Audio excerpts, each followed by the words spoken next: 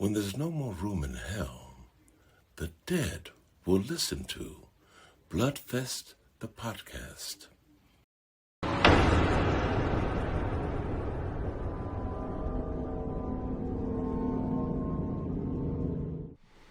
Hello, and welcome back to Bloodfest, the podcast. I'm your host, Nate. Y'all know me, know what I do for a living.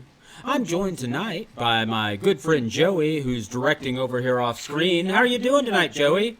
Oh, doing wonderful. Can't complain. I'm excited for this episode tonight. Yeah, push your buttons. Push your buttons. I'm also joined, as always, live via satellite by my good friend Josh. Josh, how are you tonight? Hey, doing okay. Yeah, doing okay. You can't give me more than doing okay. Come on. He worked like 12 hours, so. Slightly psychotic, barely awake. That's Want better. more? And as always, my sort of friend Casey. Casey, how are you doing? I'm doing just fine. Happy to be here and speak with Chad. Outstanding. So tonight we have a very special guest.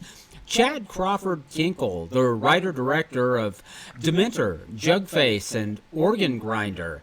So Mr. Kinkle has agreed to come here tonight to do a little interview and then stick around and talk about the film Clearcut with us. So, Chad, I want to thank you so much for agreeing to be here tonight. I'm sure you probably are used to doing much bigger venues and more important people than us, so we're just really blown away to have you. We are.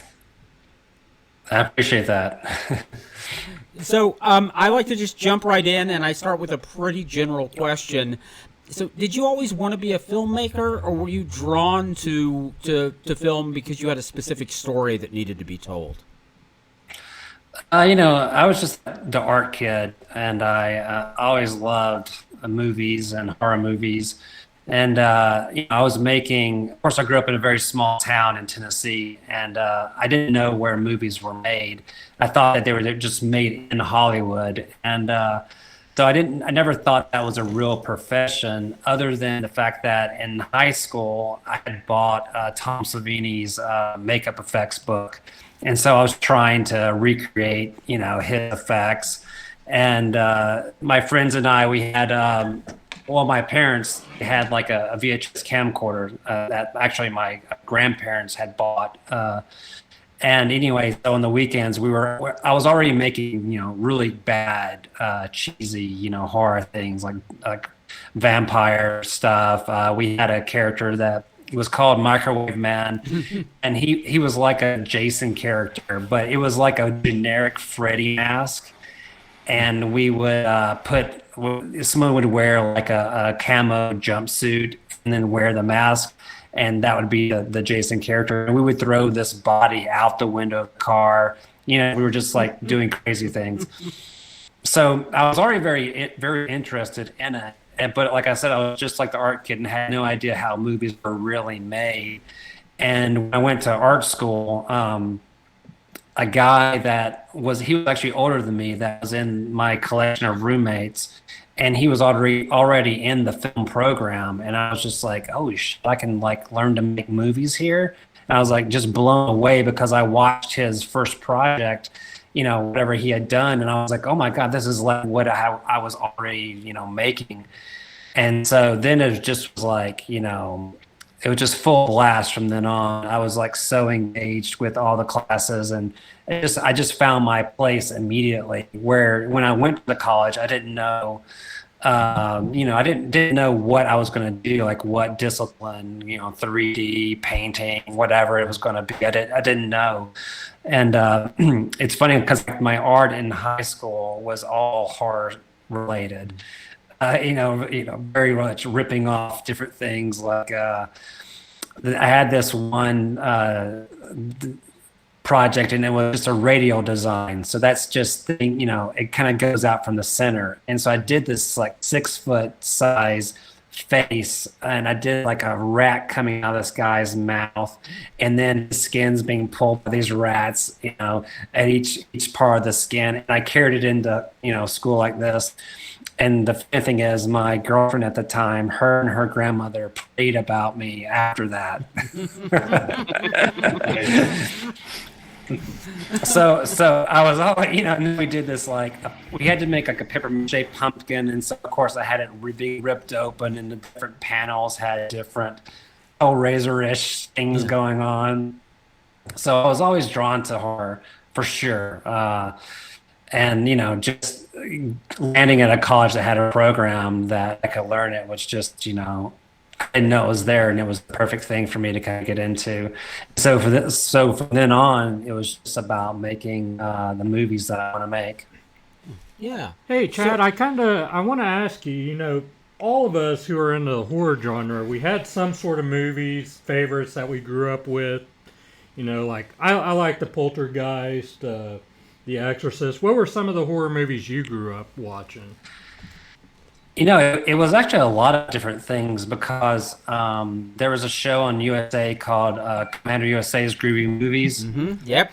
And I got exposed to a lot of cool movies through it that way. I mean, I think I saw Night of the Living Dead for the first time on that, the original. And so I watched a bunch of Hammer, really loved Hammer movies because of that.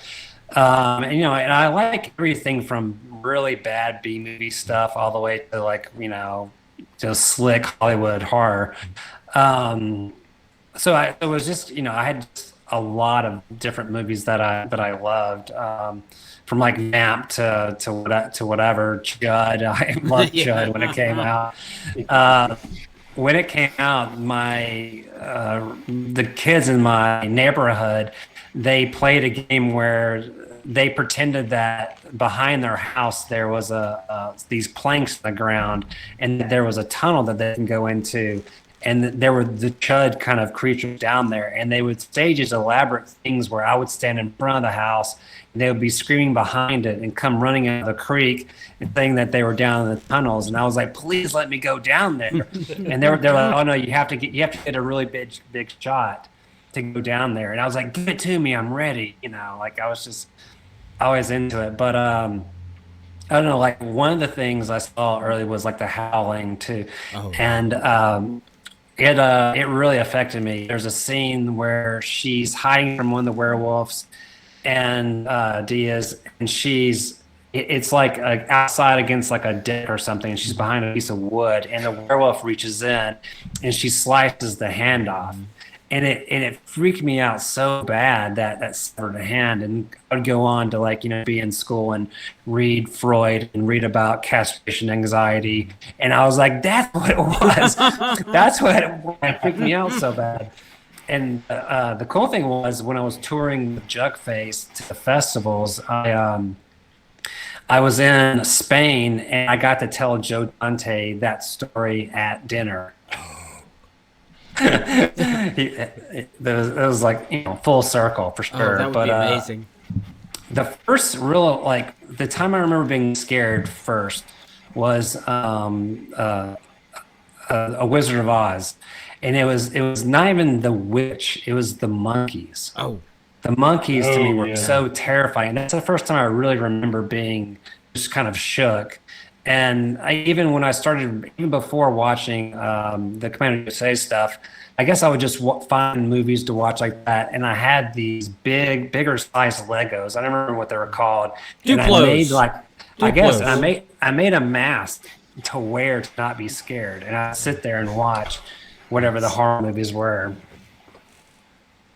Okay, so I was gonna say, have you seen The Wizard of Oz 2? Because the monkeys are way more terrifying in that. I haven't. I haven't. Don't watch it then.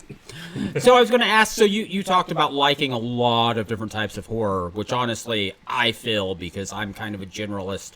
But your career so far on film has been very focused in the area of folk horror. And has that always been an area that you've loved and wanted to work in, or did it just happen with these particular stories? It's never been in the beginning. It was never a conscious thing. It's kind of strange because that wasn't even a term, 10 years ago. And I don't know, I just wrote from what I kind of knew from growing up in this small southern town. when I was in college, I read horror novels but I wasn't like a well-rounded reader. But when I would do writing projects, my teachers, multiple, pulled me aside and said, "Man, your stuff really reminds me of Southern Gothic literature." And I was like, I was like, I don't know, does it, And so when I started reading, I was like, oh yeah, this is kind of right down my alley of what I'm kind of interested in, mixed with more kind of magical things or folk magic, and that kind of ties with what, my upbringing, I guess. And so it just was a natural thing that these are the type of stories that come out of me. I don't even really focus. I'm just interested in those elements. Because I watch all kinds of movies, and like hardest, you see movies all the time, and I'm like, oh, I want to make that type of movie. But what you end up realizing is that you're never going to be able to do that. That person is the person who makes that movie, only them. And the movies that you make are the movies that you make, and you can't just shove yourself into something else that you like. And it's a really hard lesson to learn.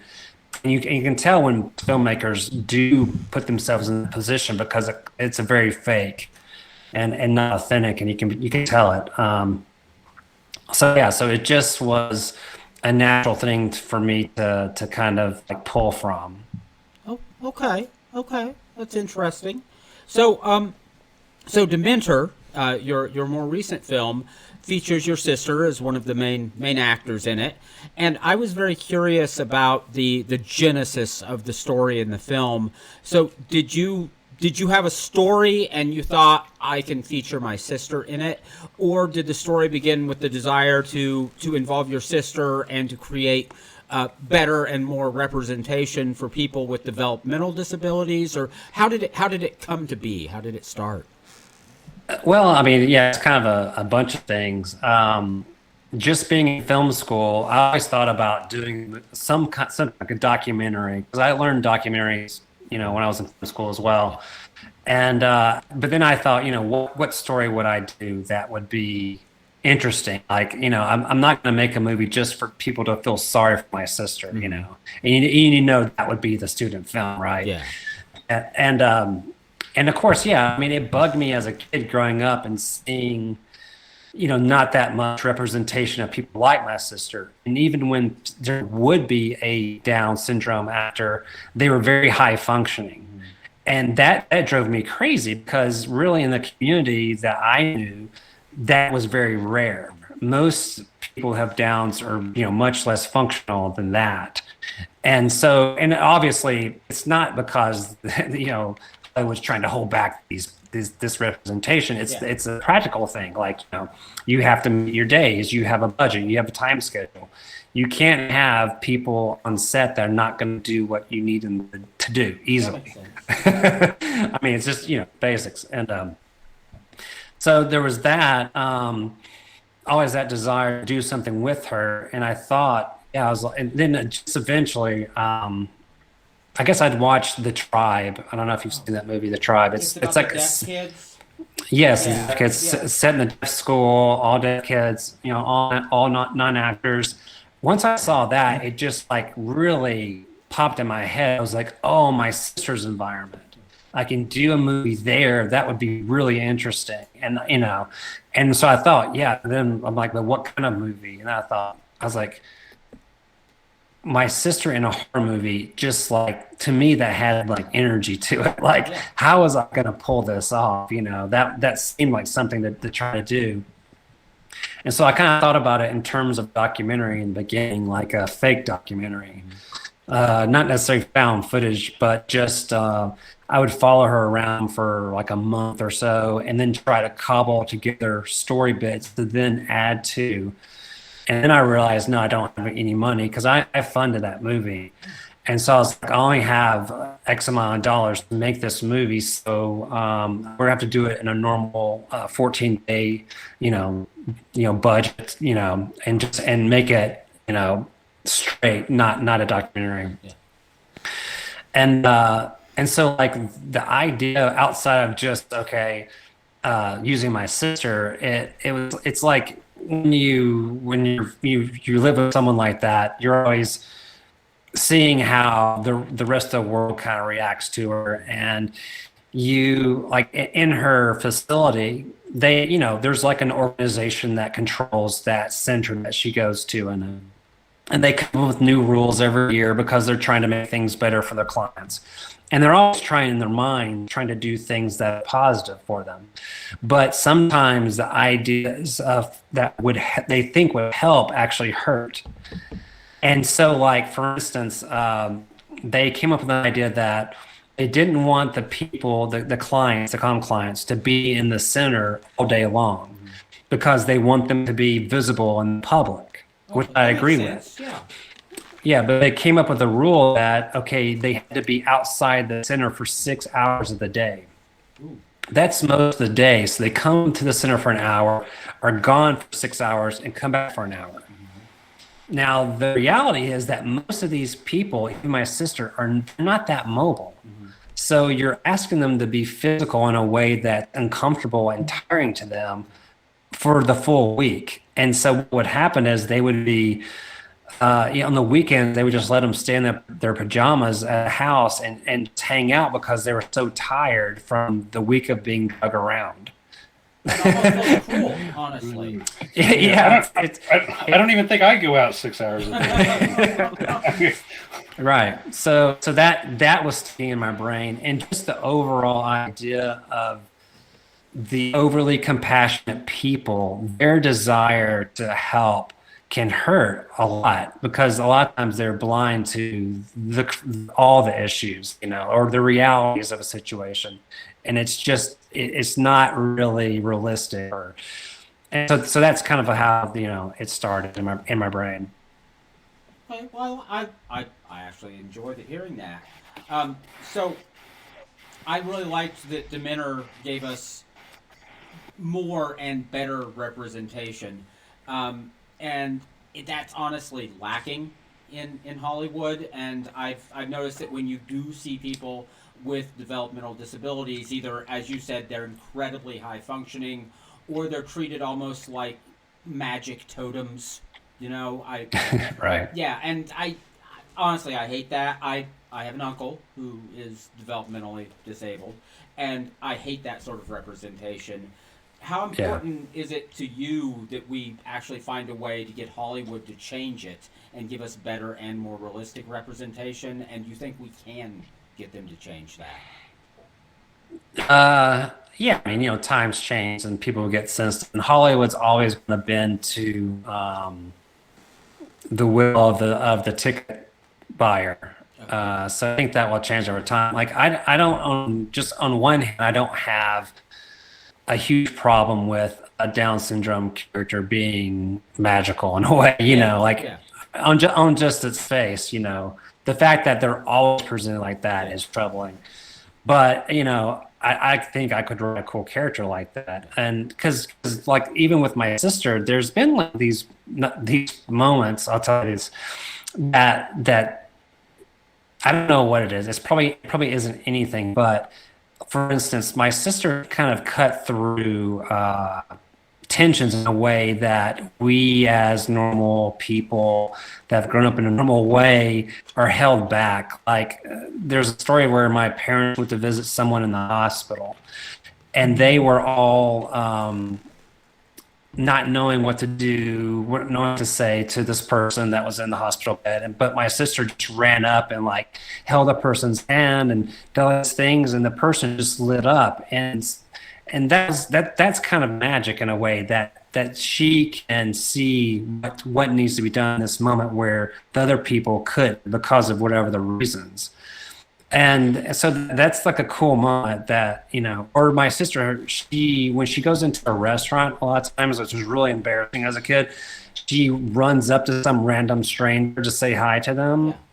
Yeah. But I feel like she goes after people in a way that need in that moment. And that sounds strange to say, but it's happened so many times that the person has come back to us and said that they needed that in some weird way. It's just strange how that happens. And then just recently, my mom's been telling me this story that the aides told her about about my sister talking with my dad, looking into the room, seeing him. He's passed away, and having this conversation with him, and they're just kind of sitting back like, that's really strange. Anyway, all this could be just totally nothing, but it just I don't know. Since she is different, she sees the world differently than we do, and that shows up in ways that's kind of peculiar, I guess. It's hard not to see magic there. Yeah, Honestly. yeah, right, exactly. That's what I think. A form of it, I guess. Yeah. I think the rest of us kind of get in a hurry or get pushed to grow up, and we kind of lose that sense of magic, we had when we were We don't kids. see So the maybe world they just around us. Yeah. Right. Yeah. So I wanted to shift gears just a little bit because I wanted to talk about casting in films. So both Jug Face and Dementor feature Katie Groshong, who, by the way, is actually originally from not far from here. She's from Wellsville, Kansas, which is just a couple hours drive from where I am, and I actually lived there for a little while. So when I found out she was from there, it was like, oh, cool. But and also both films feature the legend Larry Fessenden, who we are super excited is coming on our show later this month. Love Larry Fessenden. But I've noticed, so some directors kind of develop call it a stable of actors that they love to use over and over again. And do you see yourself doing that? And are Larry and Katie like people that you think, when you're writing the next film, are you going to be thinking, is there room for Larry and Katie in this? Where would I put them? Is that, you see that as something? That happens kind of after the fact. When I'm writing a script or whatever, I'm just going with whatever the story is dictating. In my mind, I'm like, I want Larry to be in every movie I make. He was not in my latest feature that I've shot. Unfortunately, it didn't work out. But it's just that, you have people that you love being around and they can do the work. And and sometimes you write the role specifically for the person. Like, of course, Dementor, I just had the idea, and I thought, okay, well, who could I get to be the main actor? Who can I trust to bring into this world of my sisters? And I was like, oh, Katie. I was like, Katie's like the nicest person ever. She's an organ grinder, face. I know her. She lives here in Nashville. And so I wrote it for her after I told her about it. I said, well, do you want to do this? She said, yes. And I said, okay, I'll have you a script in like a month. We're going to shoot in 2 months. And then of course in the screenplay, the Larry character, is Larry. I wrote it for Larry the whole time because it's just after Jug Face, I wanted to work with him again for sure. But there's other people too, like Sean Bridgers from Jug Face, who I've said, if I could have an army of Sean Bridgers, I can make a whole movie. I can make the best movie ever because he's just so amazing. I think but I haven't been able to work with him. And honestly, he blew me away there, and I've just been a big fan of him since. Yeah, he's fantastic. So yeah, I mean, you want to work with the people that you like because it also removes getting to know time, and it also just removes a worry of something going weird with the person during the shoot. So yeah, okay. So speaking of casting and Jug Face, so you have what in my mind are big names: Larry Fessenden, Sean Bridgers, Sean Young, which is amazing to me. Also, I guess Lauren Ashley Carter is in it. Were you surprised to get such honestly big names for your first feature film? Was it difficult to get those people in, or how's that happen? Basically, yeah. So like you're saying that filmmakers work with a certain stable of actors, that's definitely more true for producers. Mm-hmm. And Andrew Vandenhouten, who produced Jug Face, he already had relationships with these people. And so, like, the first person to read the script was Sean Bridgers, and he wanted to do it. And he wanted to either be the father or Dwight, Sutton or Dwight. So that was a huge, just great sign about the script. And I do remember the day that Andrew sent an email to Larry Fessenden about, he's like, what about Larry for the role of the father? And I was just like, oh my God, yes. Because I was a huge fan of Larry already. And then Lauren, she, was in The Woman. And I had contacted Andrew about making Jug Face because of The Woman, not because I had seen it yet, because of what I read it was about, and then the reaction at Sundance when it premiered, and because it just felt like similar in a way. And he showed me he gave me a Blu-ray of The Woman, and so I saw Lauren in that, and I was the one that thought, oh no, let's ask Lauren to be Ada. She'd be perfect. Like, her face is great and her eyes, and I thought she could do it, acting wise. And so so really, Andrew has, and Sean Young. Andrew had worked with Sean Young, which was really wild. She didn't do it. She turned it down in the beginning, and she said it was really weird. She's like, what is this? I think is what she said to Andrew. And then she came back later and said she was going to do it. And I didn't believe Andrew. I was like, really? Because it'd been like a month. And after we shot Jug Face in her ex interview, she was asked why she did the movie. And she did it because she had turned down Andrew for The Girl Next Door. I think that's the name of it. Oh, wow. The mother role in that. And she regretted not being in that movie, which is a total slap in my face. Normally people read the script like, I want to make this movie because of the script. This is an amazing opportunity. Right. Instead, it was like her, being regretful about not being in this one movie by Andrew.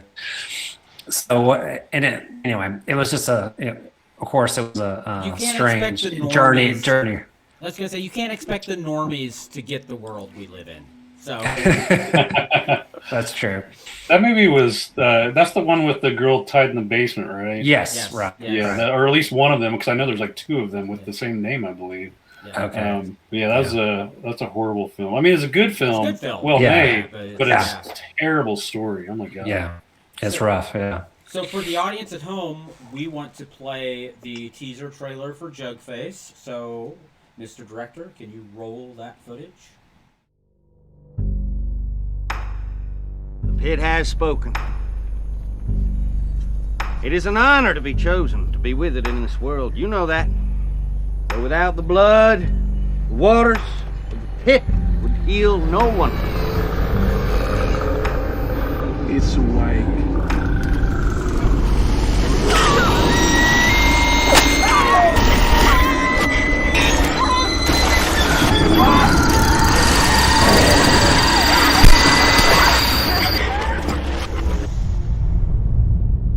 The pit wants what it wants.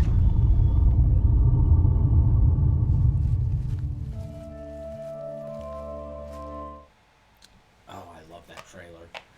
So, Jug Face, which I'm going to tell you, I am absolutely in love with this film. I've seen it several times, and I will probably be watching it again soon. So, the society, the group in it, they have what feels like a truly developed and complex religion, a theology that feels almost pre-modern. And I always wondered, did you spend time developing the rules of the religion itself before you wrote the screenplay, or did that just kind of develop in the writing? I guess just, when I came up with the concept, it was just basically the religious aspect. Okay, they worship this God that exists. I thought of it as in another plane. Mm-hmm. It's in a hole. That's just the portal. And it's in another plane. And it heals them as long as they give it sacrifices when it wants it.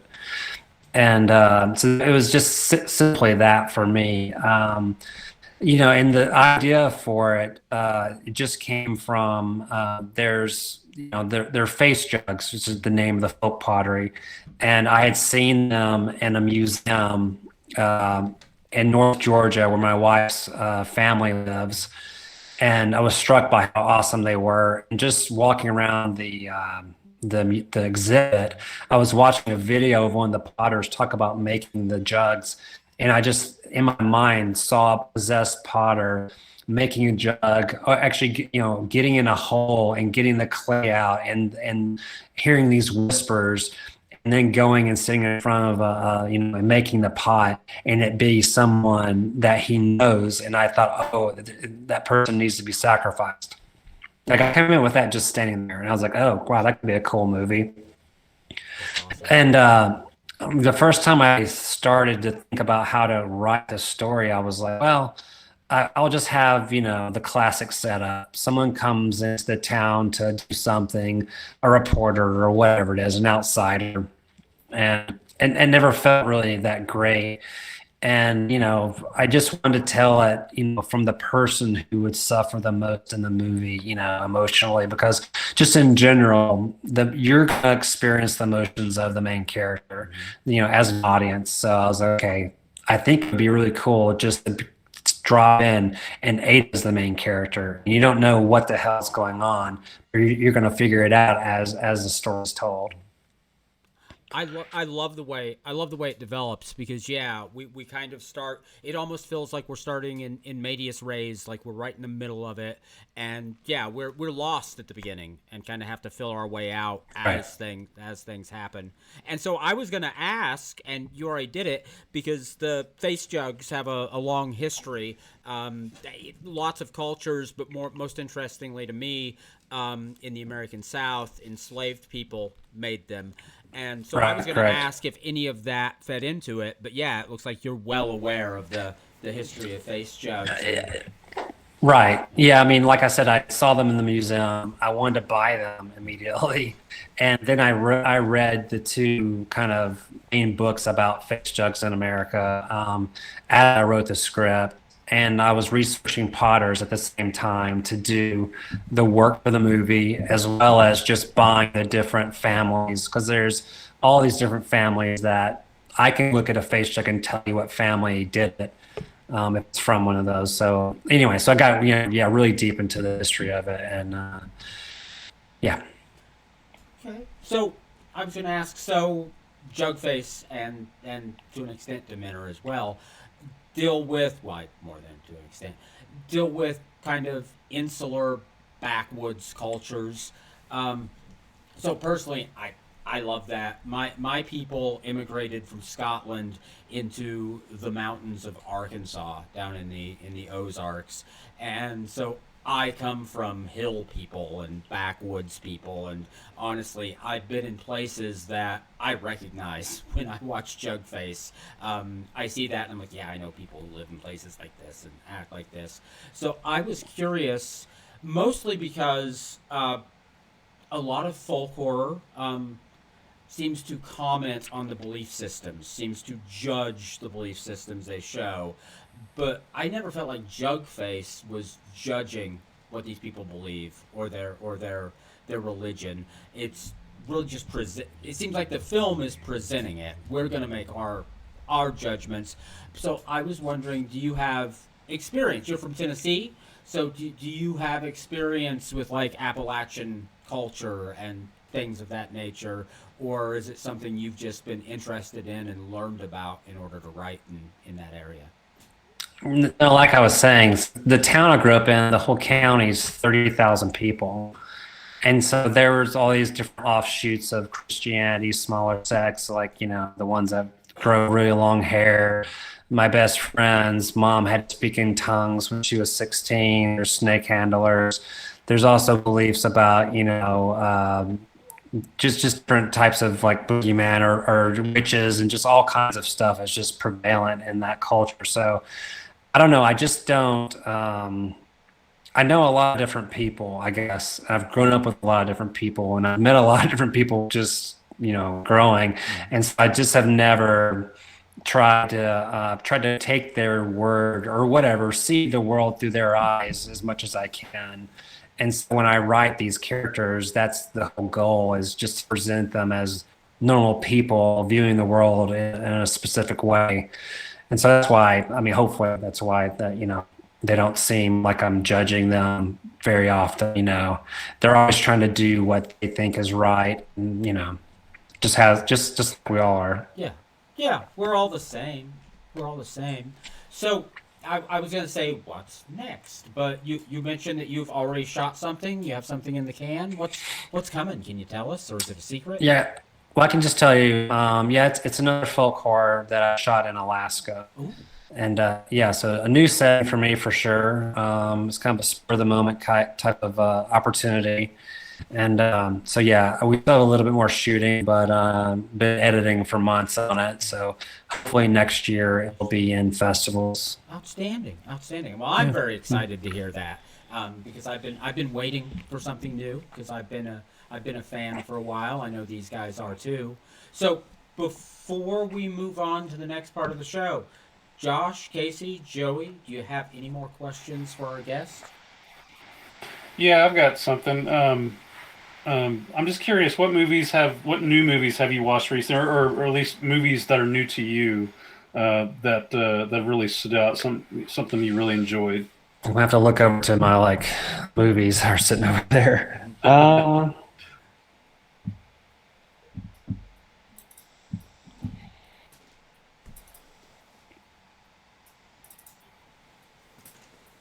Well, actually, a movie that I just watched fairly recently before making my latest movie that I thought was amazing. I didn't see when it came out, but it's called Birth.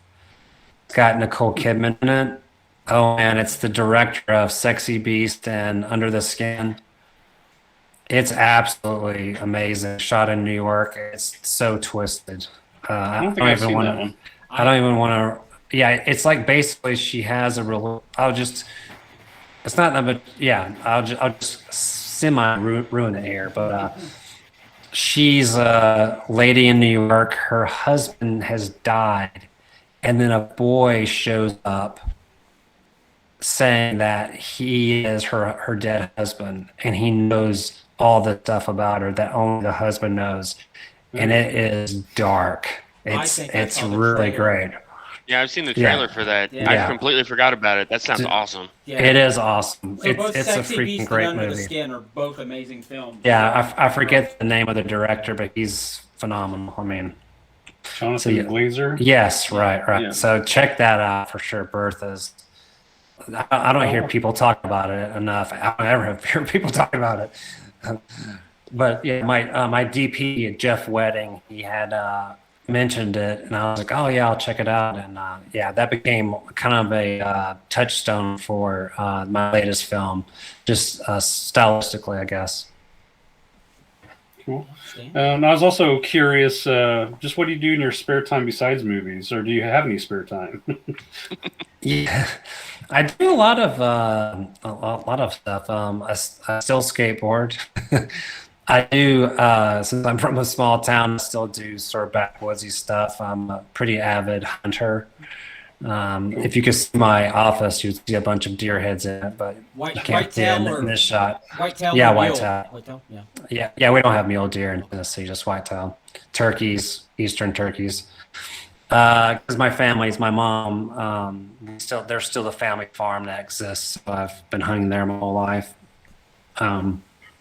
So yeah, I mean, of course, movies, reading, books. I'll find a new hobby every once in a while. Do a lot of writing, obviously. Now I'm collecting pens, fountain pens. So just a bunch of strange things. I'll show you this while we're on the air. This will be.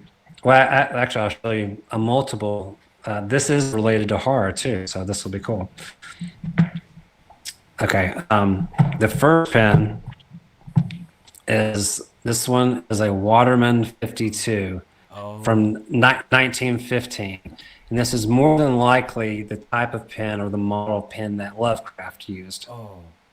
And I bought it, and it's been restored, so it's really freaking cool. Oh, that's awesome. So I'll show you. It's like just a little nib or whatever. Nate's getting really excited. Yes. He loves Lovecraft. Yeah. I love So anyway, Lovecraft, but also Waterman pens are beautiful. yeah. So there's that, and then this is a new Waterman Metropolitan. That's Stephen King's model that he uses. So that's cool.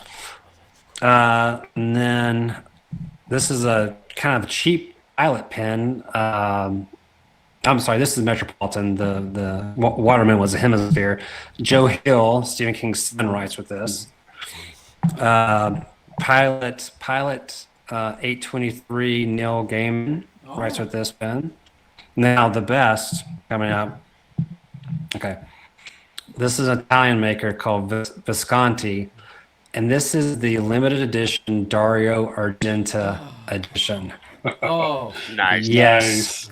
It Yes, came we with all this love that. box that had 2 ink wells that say Argento in the glass or on the top, and 2 different inks, and it's crazy. It's like one of 50 that were made. oh, that's beautiful. So you've wandered into a group of massive Argento fans. So Okay, we're well, happy yeah, it's for- yeah. You can see in the background that poster, the Suspiria Suspiria. poster. Nice. That's autographed by Argento. Jeff, my DP, was in Italy. I had been to Italy to his store, Profondo Rosso store in Italy. And I remember asking about Argento, and she's like, "He's not here." And I'm like, "Okay," But Jeff was there during Halloween and happened to go by, and it said Argento's going to be here signing, and he was like, "Oh my god!" And so he brought me that back, and I didn't even know it. Oh, that's It says to Chad. So yeah, I'm a huge Argento fan. Oh, Yeah. that's beautiful. That's beautiful. So, what's your favorite Argento? I mean, probably Suspiria. I mean, I could say Deep Red too. It just depend on what day that you'd ask me. Yeah. Everybody thinks I'm nuts, but it's Tenebrae for me.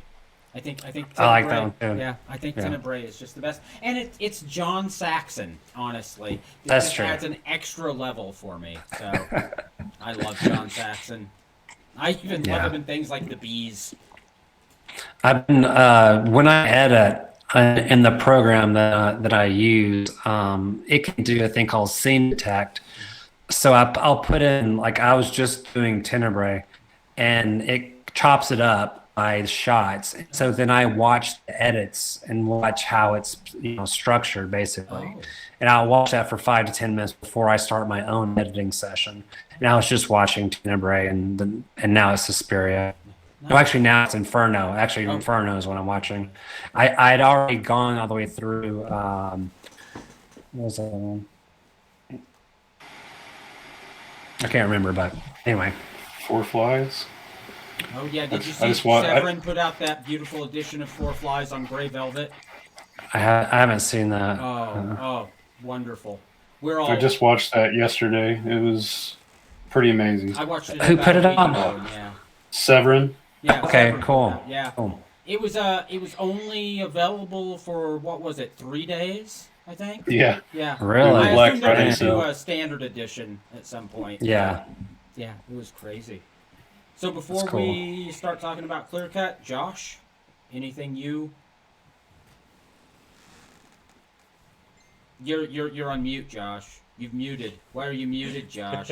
I didn't He tell had my to go daughter put pants goodnight. Yeah. I got up and I forgot I was not wearing a pants. Sorry, guys. on. That's normal for Josh. Yeah. Never any pants. That's all I had was just to make myself embarrassed. Now I just sit here and stare some more. All right. Well, so Mr. Kinkle has agreed to take part in our discussion of the classic folk horror film Clearcut, starring Graham Greene. For those at home, this is your spoiler warning. While we talk about the movie, we will definitely give away major plot points, including the ending. So if you have not seen Clearcut, why haven't you seen Clearcut? Pause this, go pick it up. It's on Shudder right now. It's available on Blu-ray. It's in the Severin All the Haunts BRs box set, and if you don't own that, you should have that. So go watch it, and then come back and listen to what we have to say.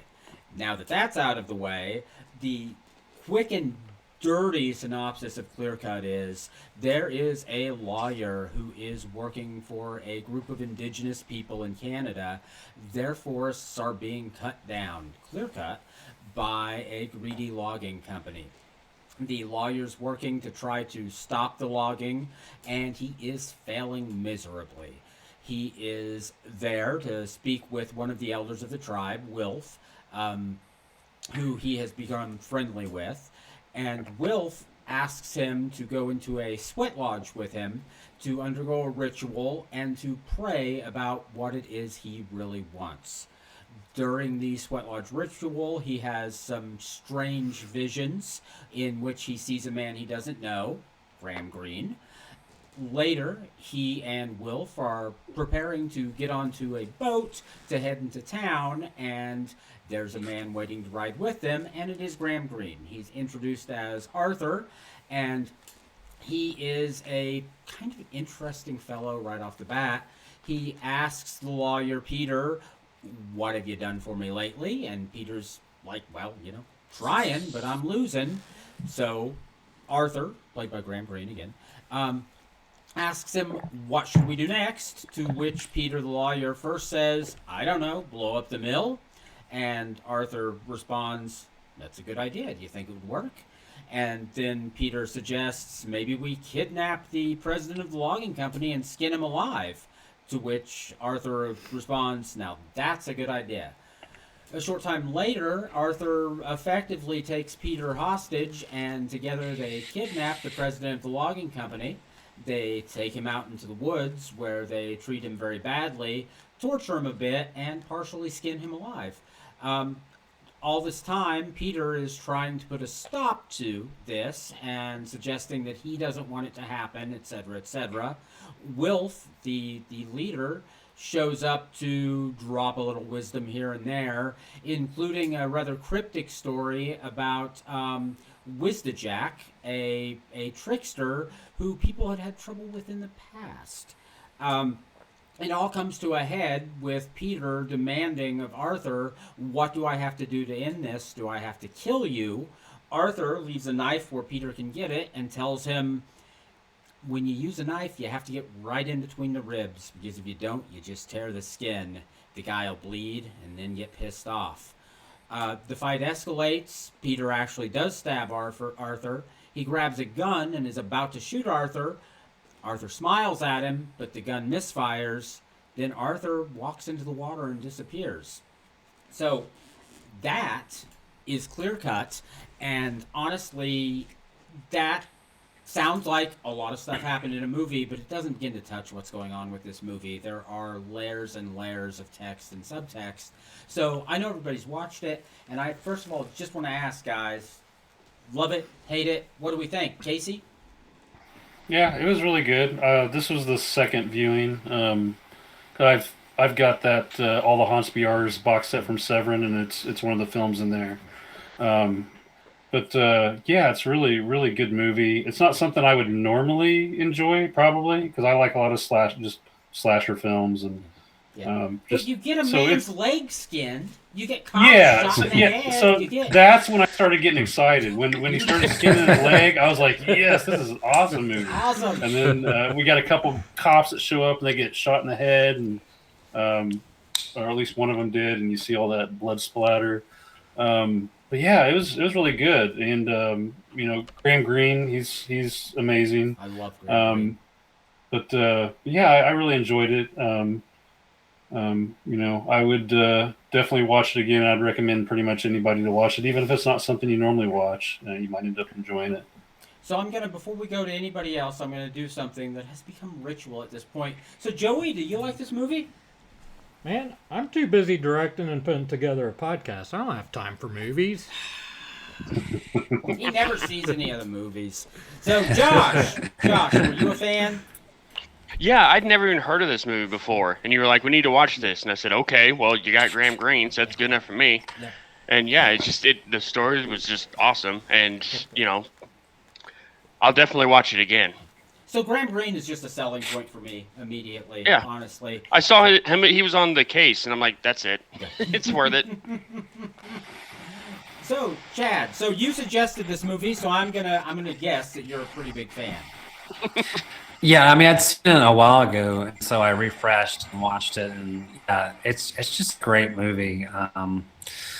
understated, and like, it can be read kind of two different ways that that guy, Graham Greene is real or he's not real.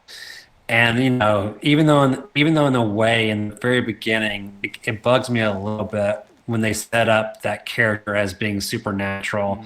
Just his like intro to the island is kind of floating over the water. Yeah. It's just a POV, and I love that. But it also kind of was like, oh, like, yeah, already the Native Americans are being treated as supernatural. Oh, but really it's a great advice because that could just be his point of view on the canoe that he's always in. Yeah. So it's just, so I really think it's kind of perfect in that sense. And yeah, and you're, I don't know, it's just really cool. It's a very simple story. Yeah. And I think, it's very clear when he's in the sweat lodge that this is his anger, because he said before he's just, I forget the word he used. He may have said revenge, or he just wants people to pay or something like that. Someone has to pay. Yeah. Someone has to pay, yeah. And so you really get that, okay, he's manifested this, or has he manifested it? And it's cool. The only thing, like when you were just talking about it again, that kind of leapt out to me is some of the symbolism just with that I don't know, because has anyone read the book? I have not. I know the book's called A Dream Like Mine, I think, but Right. I have not read it.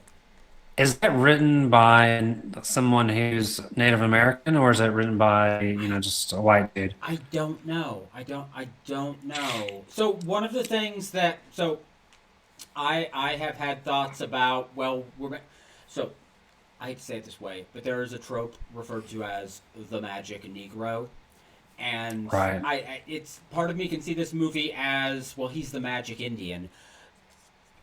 One of the things, and it's from outside the movie, that makes me back off on that interpretation a little bit is Graham Greene has actually said he thinks this is the best movie he's ever been involved with.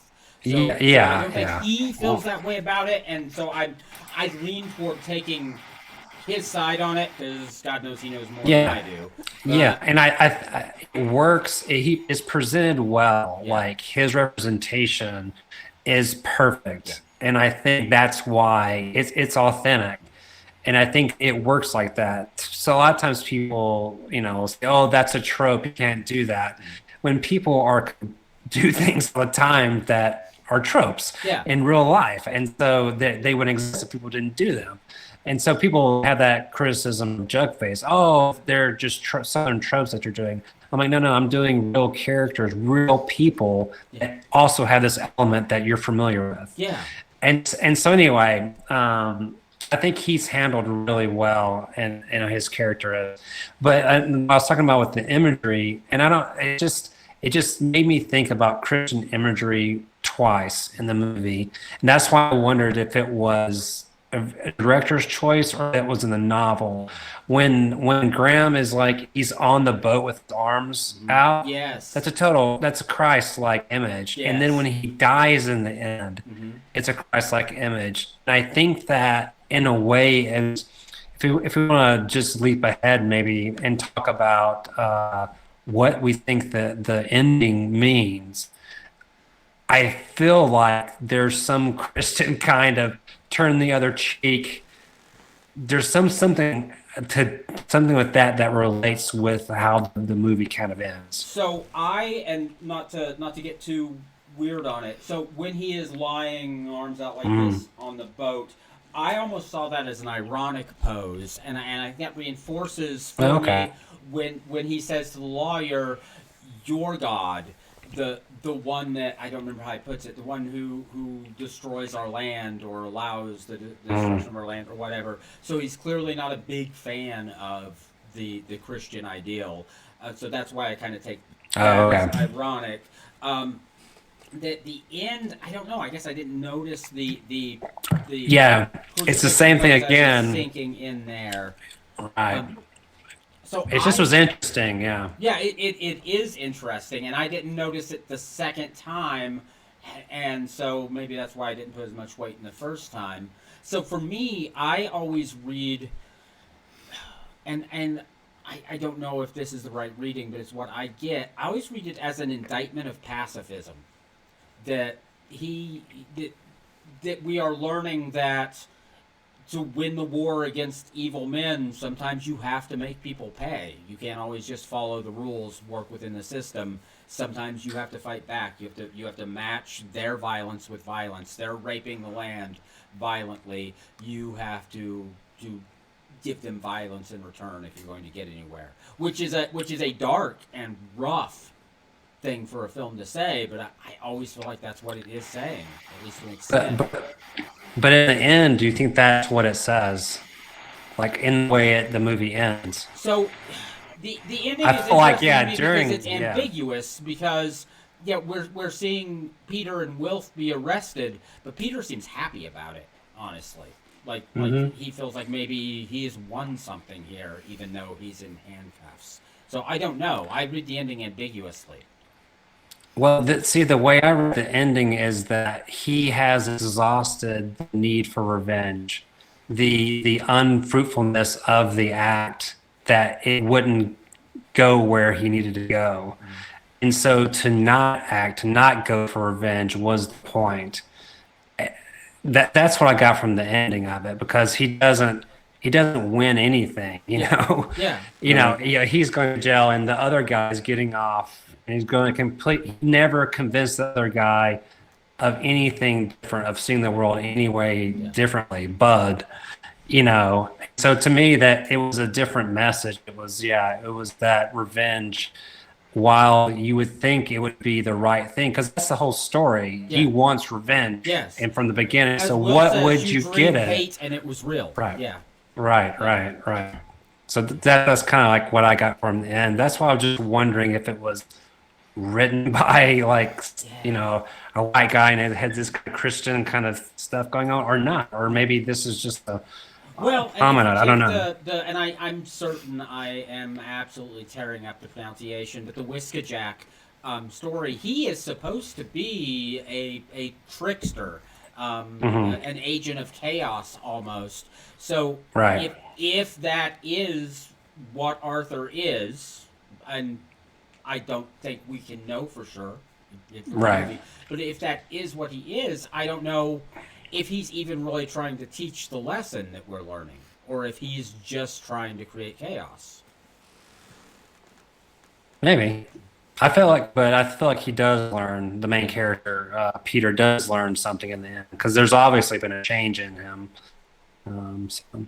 So a great piece of trivia here is that Graham Greene has been on the television show American Gods, based on the Neil Gaiman novel, and he plays the character Whiskey Jack, which is a version of Whiskajack, which I think is absolutely lovely. That when they decided to bring that character in, they went and got Graham Greene for it. So I can't think of anyone who would be better. I think it's right. Awesome. That was good. Yeah. So, I've heard that show's really good, but I haven't checked it out. So I love that book, and I am so terrified of having that book damaged by a TV show in my mind. So I have not watched it yet, but eventually I will break down and do so. Treat it as something completely different. You can't. I have hang up just like that, but in the end, they're just completely different entities and should be treated like that. Yeah. Well, see, I love Watchmen. I think it's one of the greatest graphic novels ever written. And I saw the film they made of it, and it just made me sad and angry. But then later, a HBO series got made that, rather than trying to adapt the book, actually went off and told its own story in that universe, and was a beautiful and wonderful thing. I thought they did a great job. So they brought it back for me. All right, guys. Anything else we want to say? Anything we want to bring up about Clearcut or anything else? You know how it is. You guys have been on your best behavior tonight. Yeah. Quiet. Well, you're doing a lot of talking, but that's fine. There've been almost no fart jokes I from think you guys. I think you guys have. Well, this is a very serious film, so be a little serious in tonight's discussion. But no, I don't think I have much else to add to it. Yeah, it's a great film. I think everyone yeah. should check it out for sure. Yeah, 100%. Yeah. Josh? Yeah, kind of like what Casey said. It's not something I would usually watch, but it really did grab me. I like recommendations. I usually watch some of my best stuff because I don't find it. Yeah. That's honestly, somebody said you should check this out, and yeah. Antlers, that's another good one that he's in. Yeah. That's a newer film, 2021. Yeah, that's a very good. I like it too. Yeah. Did you guys? Yeah. I like the tone of that one a lot. Yeah. Yeah. I got issues with it, but I like it. Yeah. I'd say Clearcut's better. Yeah. It's sure. way more coherent with all the ideas. Antlers felt like it threw in a couple of just ideas that didn't make much sense. Like the Indian revenge thing about it was really a one-liner that just does not hold water at all. Just very strange. And just using a sort of it's a difference. Yeah, it's a good comparison really, because they use the one, Indian character about he's explaining the mythos is all he does in the whole movie. And that's just that's a real trope. That they understand the mysticism of something, they're the all-knowing of whatever, It's just like, it just wasn't that aspect of it. Was it? I don't know if I think it was based on a short story. I think so. Yeah. I think too. Yeah. I wonder.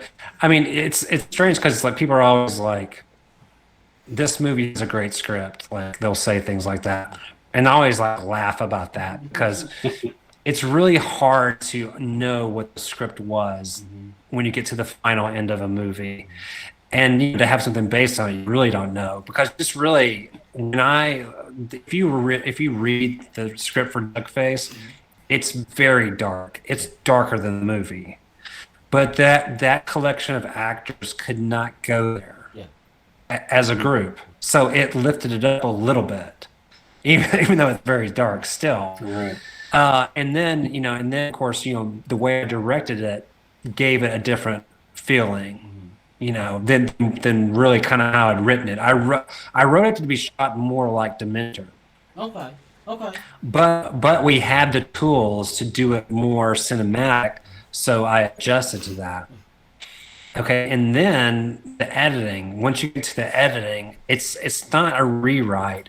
But it's a restructuring of the elements that you actually have from the shoot, what you were able actually to get. Because when you actually make the movie, you have whatever you want to get from the film that's on this page. But the reality is, I say in Jug Face, I got 70% of what I wanted, 70. So that's the movie you have to make out of that 70. It's not the 100. So it's not the full script. It's the 70% of it. So it's strange. So then you look at Antlers and you think of those two elements and you think, well, those don't quite work well. Was there more that wasn't, that just didn't work or that didn't translate or, there's many just factors. But anyway, that was a ramble. No, not at all. So I find it interesting. Sometimes you get a shot at seeing like an early work print of a film that you're already familiar with, and it's fascinating to me to see how different an early cut of a film can be and how much changes just in the editing, and it's interesting to get a peek behind the curtain whenever you can.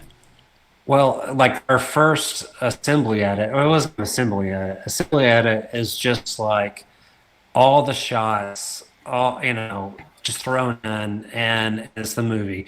But our first like real cut, we showed it to some people, and they had and this is Jug Face, they had no idea what the pit meant because there was no credit sequence.